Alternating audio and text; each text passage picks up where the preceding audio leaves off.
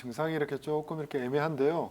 우리가 이렇게 보통 이렇게 발이 이렇게 아프다라고 이렇게 이야기를 하면은 크게 이렇게 발목의 염좌를 가장 먼저 이렇게 생각하게 됩니다. 그런데 이분 같은 경우는 증상을 보면은 이유 없이 이렇게 아프다 하셨기 때문에 발목의 염좌가 또 아닐 수도 있거든요. 아니면은 발목을 이렇게 예전에 이렇게 많이 이렇게 접질렀는데 혹은 이렇게 발목을 계속 이렇게 걷다 보면은 본인이 이렇게 생각지도 못하게 발목이 약간 넘어가면서 인대가 이렇게 늘어나는 경우도 간혹 있습니다. 그런데 그걸 이렇게 모르고 이렇게 넘어가실 수도 있고 아니면은 연세가 어느 정도 있기 때문에 발목 쪽에 있는 퇴행성 관절염으로 인해서 발목에 통증이 있을 수도 있는데요. 그런데 이분 같은 경우는 제가 이렇게 상담해 보지도 않았고 그리고 이렇게 어떤 증세 그 발목이 아프다라는 이렇게 증상만 이렇게 주셨기 때문에 정확한 이렇게 병명은 알기가 힘든데요. 특히 이분 같은 경우 발목 앞쪽의 통증을 이렇게 호소하셨고 갑자기 이렇게 통증이 있다라고 하셔가지고 제가 볼 때는 요즘 이런 분들 같은 경우는 오히려 연세도 있고 하기 때문에 다리에는 신경이 포착돼서 나타나는 하지신경 포착 증후군의 질병이 혹시 있지 않나라는 이렇게 짐작을 해봅니다. 하지신경 포착 증후군 중에서 이분 같은 경우는 다리 앞쪽을 이렇게 지나가는 총비골신경이라는 것이 있습니다.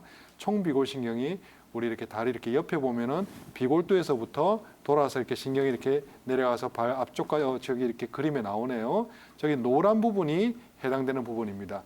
옆에 이렇게 파란색 부분이 총비골신경이고 그 중에서 이렇게 얕은 가지가 노란색으로 나오고 그리고 또 깊은 가지가 저기 파란색으로 나오는데요. 저 부분이 이렇게 다리 옆에서부터 우리 다리 옆을 만져보면은 볼록 튀어나온 뼈가 있습니다. 그 뼈가 이렇게 비골두라는 뼈인데요. 그 비골두 뒤쪽으로 신경이 타고 돌아서 이렇게 내려가게 되는데 그 부분이 이렇게 신경이 포착되는 것이죠. 즉 뼈가 이렇게 뒤로 밀리면서 그 돌아가는 신경을 이렇게 누르면서 다리의 감각 이상이라든지 통증이라든지 저림이라든지 혹은 이렇게 심할 경우 풋드랍이라 그래서 다리 이렇게 발목을 이렇게 당기면은 당겨지지 않고 다리가 이렇게 되는 다리가 한쪽이 떨어진다라고 그러죠. 이런 식으로 또 나타나고 심하게 될 경우 개상보행이라 그래서 발을 이렇게 닭이 걷는 것처럼 발을 이렇게 들어서 걷는 이런 형태가 이렇게 나타나게 됩니다.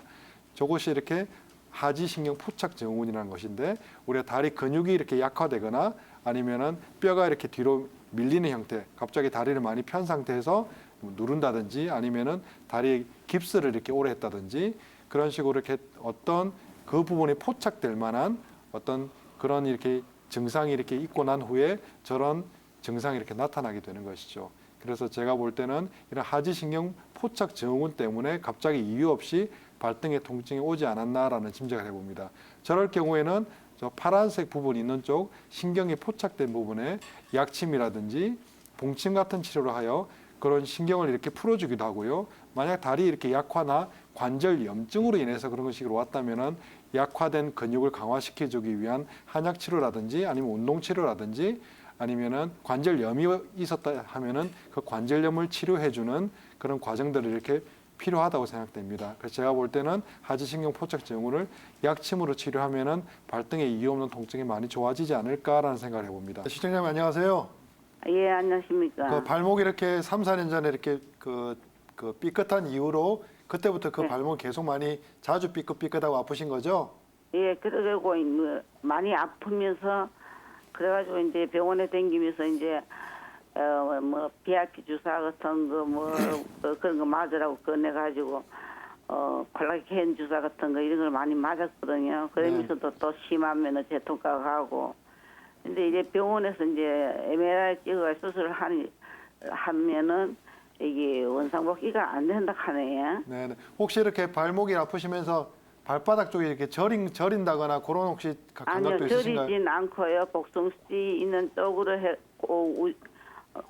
쪽으로 해가지고 이제 그 옆으로 해가지고 이래 발목으로 올라오면서 많이 아파요. 그래가지고 치료를 한 3, 4년 계속 받고 있는데도 안 나요. 거기에 이렇게 발목이 인대가 어머니 예. 우리 예. 한번 이렇게 삐끗하게 되면은 우리 발목이 이렇게 인대가 이렇게 실타래처럼 이렇게 있거든요. 이렇게 예, 있으면 예. 발목 인대 이런 식으로 이렇게 약간 끊어집니다. 예. 약간 끊어지고 아마 어머니 같은 경우도 MRI를 찍고 이렇게 초음파를 찍고 했다면은 발목의 예. 인대가 이렇게 조금 많이 일부 끊어졌을 거예요.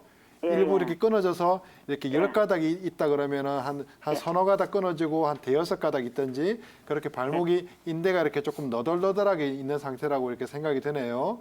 예, 그렇게 예. 하면은 발목 인대 쪽에 약침 치료를 통해서 발목 인대를 좀 강화시켜 줘야 돼요. 발목 인대 쪽에는 혈관이 없어요. 혈관이 없기 때문에 이게 자연적으로 회복이 되지 않거든요.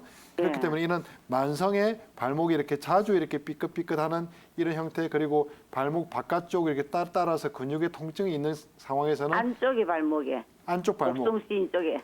삼각인대 쪽이거든요. 삼각인대 네. 쪽이고, 그리고 그 위쪽에는 후경골근이라는 근육이 있어요. 그 근육이 발목이 이렇게 삐끗해서 제대로 이렇게 지지해주지 못하면 그 부분이 계속 약화되면서 통증이 잘 생깁니다. 그래서 네. 어머니, 제가 볼 때는 한의원에 가셔가지고 발목 주변 쪽에 봉침이라든지 약침으로 발목 인대를 좀 강화를 시켜줘야 돼요. 발목 인대를 강화시켜줘서 그 발목을 다시 이렇게 제대로 설 수 있도록 만들고, 주변의 근육들, 후경골근 근육을 강화시켜주면은 그럼 어머니 발목의 통증이 많이 개선될 것 같거든요. 그때 한의원에도 좀 다녀봤거든요. 네네. 다녀봤는데 몇 달 다녀봤는데 별로 사도가 없어가지고 이제 정형외과를 다니고 하여튼 3년 전부터는 계속 병원을 이어다니고 있어요. 그 혹시 발목 쪽에 뭐 약침이라든지 봉침 치료 좀 받아보셨어요?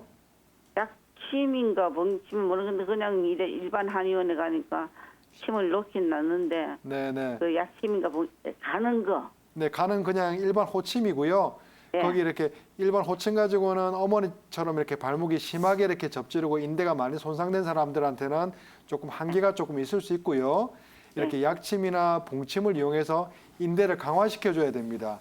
강화시켜 줘야지 어머니 이렇게 인대 이렇게 늘어나서 이렇게 많이 틀어진 부분들이 나머지 예. 부분들이 좀 튼튼해지면서 발목을 이렇게 잡을 수 있지, 일반 예. 호침 가지고는 조금 부족할 수가 있어요. 그래서 제가 그러면 이 약침을 그러면 놔두려고 이야기를 해야 되나요? 그렇죠. 약침이나 봉침을 통해서 인대를 좀 더 이렇게 강화시키는 치료를 좀 받는 게 좋을 것 같아요.